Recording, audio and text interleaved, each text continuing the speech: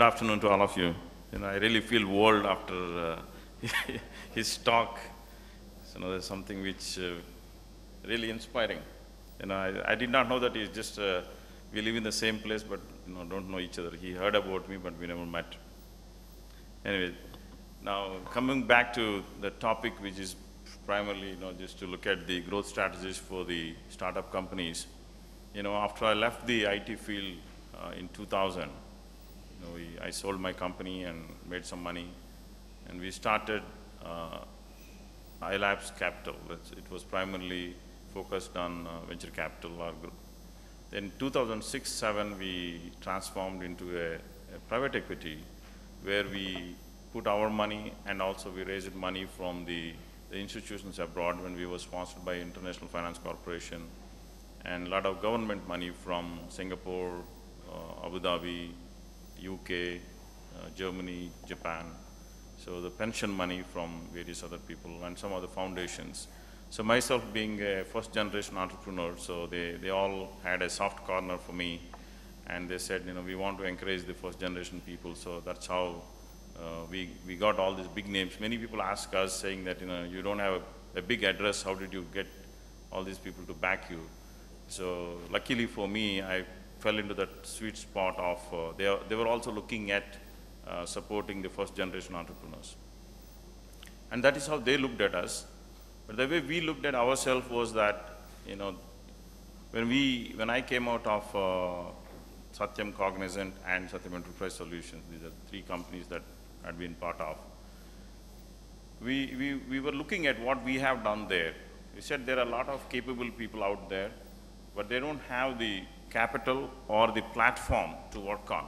So for many people in India, the platform is created by the parents, many business people, I'm sorry.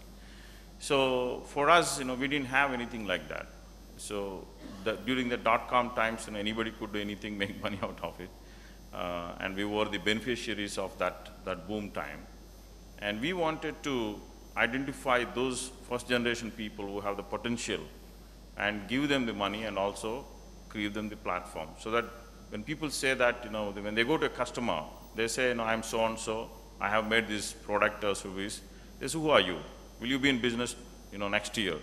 Then they say, yes, we'll be in business next year. I'm supported by Srini Raju and Peepul Capital. And they've been around for 20 years. So we'll be there, they'll support us. So that gives them that little bit of credibility to start with. And of course, we have given the capital. And we also bring them the contacts that they require for the growth of their business. So about 40 plus investments that we have made in the last 12 years, all of them were the professionals who have been working somewhere, had a dream to build a next company, and we supported them. We are not ever invested in a family business. Nothing wrong about it, because everybody has to specialize in something. That's also the reason why a lot of people who back us also have done it, because they said, fine, there are many people funding the people who are already very well established, but who is looking after the guys who want to build the next generation companies? We are very proud to say that, fine, all the 40 are not successful. About 10 of them don't exist today, but about 30 of them have done well. Out of 30, about 10 of them did very well, and they all have become 1,000 crore market cap companies. We have done well in the process too. And these are the people who had salaries of 10,000, a lakh, 2 lakhs, where they were working. And finally, now today, many of them have net worths of more than hundreds of crores. So this all happened last 10, 12 years. So what is that we have done to make this thing happen? So first of all, you start with the team, the people who have the capability and the urge to become big. That's very important. If people get satisfied with small things, it's very difficult to push them. So we have to identify those people who want to create institutions, who want to create organizations of size. And that's the first ingredient. Once you have that, fine, money will come. I have never seen money being in short supply. At times, yes, in 2009, thing happened, the money dried up for a while. 2010, it came back again. 11 had a problem. Those kind of cycles do happen. But if you take a few years life cycle, the money is available all the time in some form or the shape. The issue has been that how do we build organizations that give the returns? I was just talking to somebody during the lunchtime. They said that, here is that somebody is willing to give us the money, but they want a minimum 14% return. So I was smiling at them. They said, why are you smiling? I said, actually, we want 25% returns. So there's somebody, they're only looking at 14%. And there is a reason for that. One has to have the clarity on that. So I keep telling whenever I go and speak around, many people in India think that equity is the free money or cheap money. That's not true. That's the most expensive money. The cheapest money you can get is a bank loan. Because banks, whatever you promise them, 12%, 13%, 11%, that's all it is. But the equity money is more expensive. People expect anywhere between, at least expect, whether you deliver or not, expect anywhere between 18% upwards of the things. Upwards can be anything. There's no limit on that part of it. There are people who have done very well. If you had invested in Facebook or Google or something else, you made lots of money. I know somebody who made a $250 million out of $1 million investment. There's a 250 times. We have, the best we ever did in our life was 12 times. We made in one company $1 million investment. Finally, when we sold, we got 12 million. So that's, but most of the time we shoot for, in a period of, 8-9 years, we look for a 3x kind of thing. So every 3 years we look for doubling of the money. So does it happen all the time? It doesn't happen. So now, one thing, as I mentioned, saying that it's a team, it's the money that you give it to them.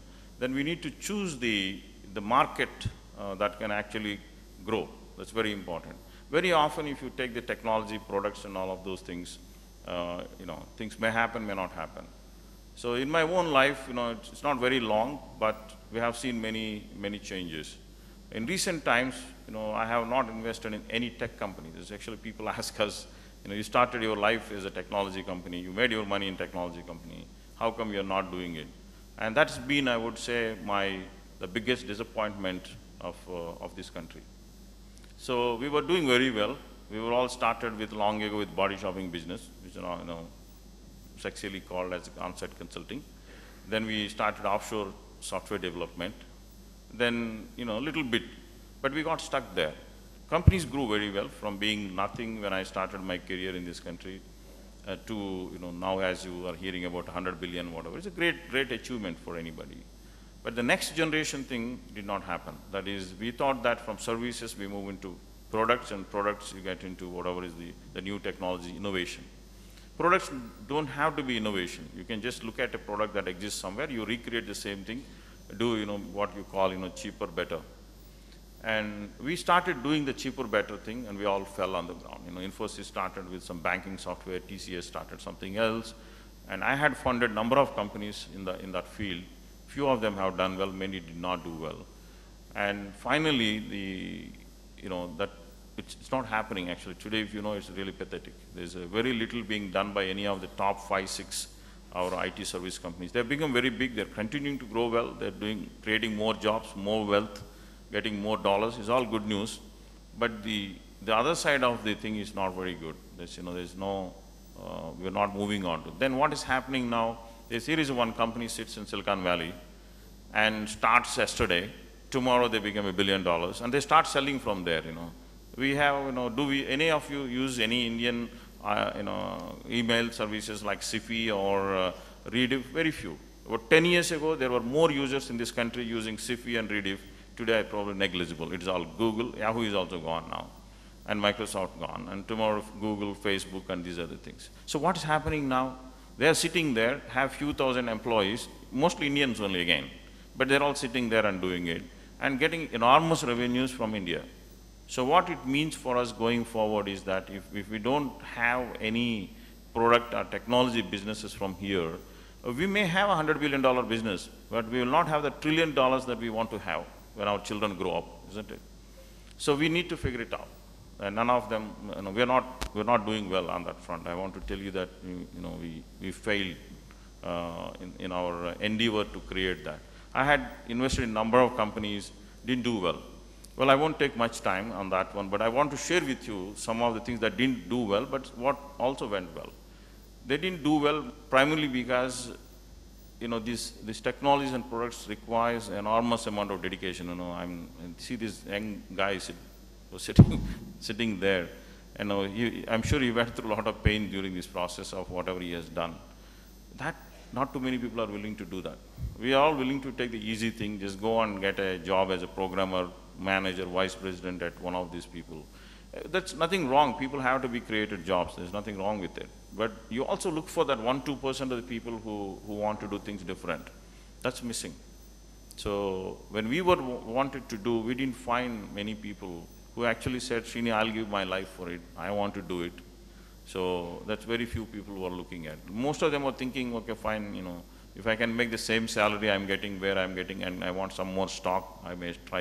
It doesn't work. There has to be, you know, some fire in the belly. So it's not government, it's not nothing. Very often we blame everything for government. It's us. Our education system does not support, our family system does not. Recently there was an article in Economic Times or something, how the great Indian family system also comes on the way of innovation, taking risk. There was one nice article that came out. So that I see it very regularly on that. So that's on the things that didn't happen. But there are also a lot of good things that have happened from here. And we've been looking around basically the businesses that'll grow big in future. So we look at primarily consumer-driven products and services. So it's all domestic market now.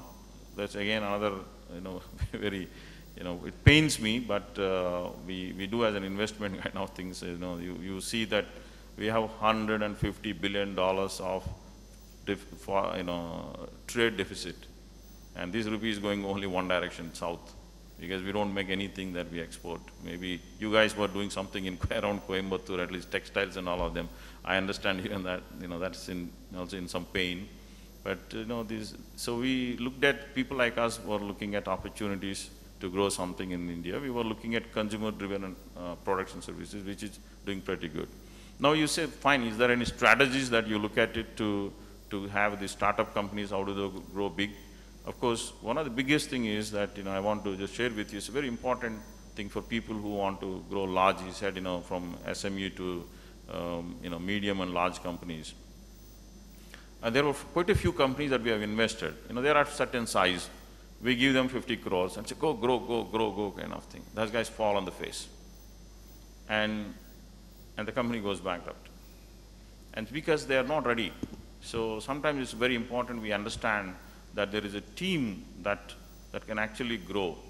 And the transition from being a very efficient, a small business owner to a very good medium size, large size is very different. So not many people make it. It's like us winning in Coimbatore, then wanting to go to national champions, then go to Olympics. Not too many of us do the transition. So that's the same thing happens in companies also.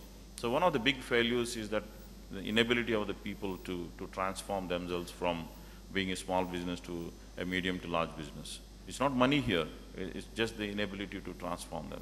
Then comes the market. What we have found in India is that in many fields, the market is there. Market is not an issue because we are a highly fragmented market in many fields. And you'll be very surprised that, if that's the market is like that. I'll give, 2-3 examples to you. When we were looking at pharmaceutical business, so it was inspired by one guy like him, who's in Hyderabad, who went to Wharton like him. And he came back and he looked at, 30% of the medicines sold in this country are fake medicines. That's because it's all sold by these mom and pops. And they don't worry about the consequences of something happening with them. So luckily the fake medicines are not bad medicines. They don't have anything in it. So that's why they don't cause any harm to you. They don't cure your disease, but they don't cause any harm. And we were looking at, how do you create a pharmacy chain in the country? And we looked around. There's only one. There's an Apollo who was there for about 100 pharmacies. There's nobody else below them. It's about 2, 3, 4, 10. Can you believe it? A country of this size, there was no organized pharmacy chain. The same thing when we looked at it at telephones. You hear one of our, I think they are here in Coimbatore also, Universal is one of them. He had 9 outlets when I first made a phone call to him. Today he has 1,000 of them across in South. He has 40% market share in South. So that makes you number 1 or 2 in the country. So there's markets exist there. There's a lot of low-hanging fruit. That is also one of the reasons why we don't want to do innovation. There's so many easy opportunities. And best example is us. We started with an innovation as our platform. Now I invest in consumer-driven products and services. that's a low-hanging fruit. So we tend to look at those things. And then that's also the same thing for entrepreneurs also. So it actually does not take a big effort in this country to really become big, because the markets are there.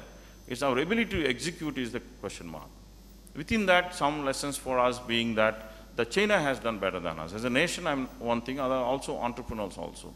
So we find it, it's very, there's a drag in the whole environment for you to grow. Like for you to grow 30% a year, you have to put a lot more effort in this country than you have to do it in China. So their system allows them to grow a little faster. But for us, there is always a drag for many, many reasons. Drag comes from many things, not just one. So there's an opportunity exists for a lot of people here. There's not an issue. Money is there. It is just that we need to have the dream to grow big, and then it'll happen. Thank you. I'll take some questions after the third speaker.